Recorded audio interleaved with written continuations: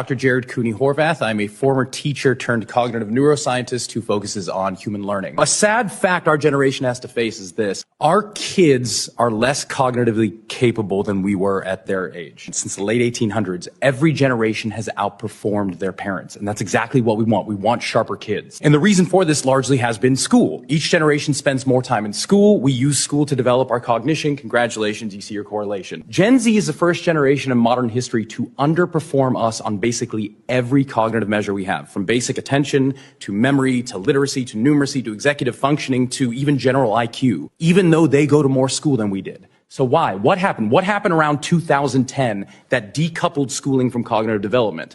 It can't be school. Schools basically look the same. It can't be biology. This hasn't had enough time to change.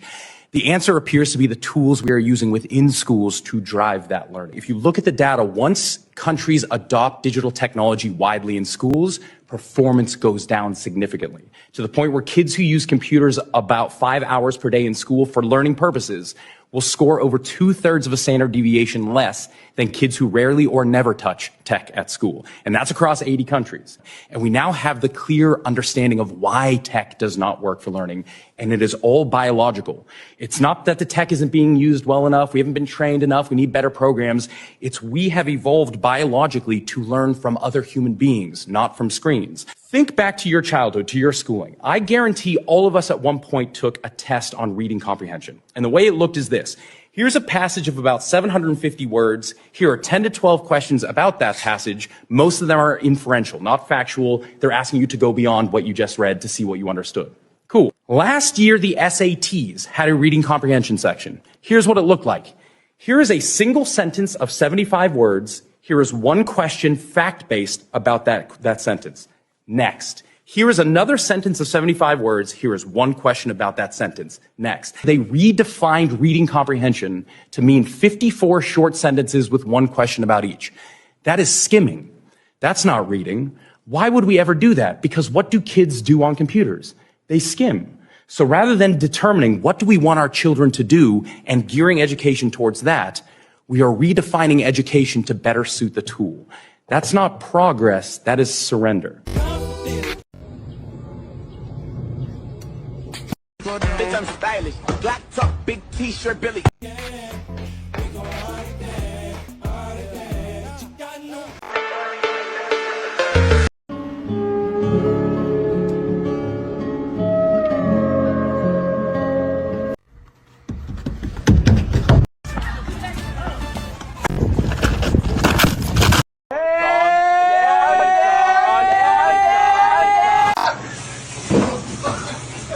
Dude, that's gonna be bad.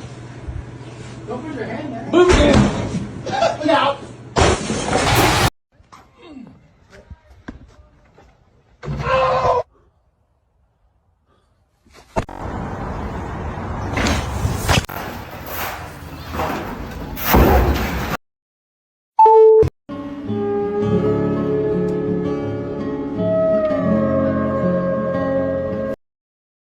In all of mathematics, one number refuses to die.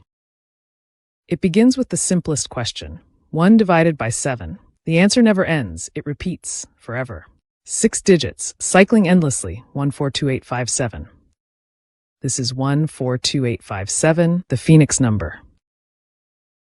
Multiply by 2. The digits shift, but look closely. Same 6 numbers.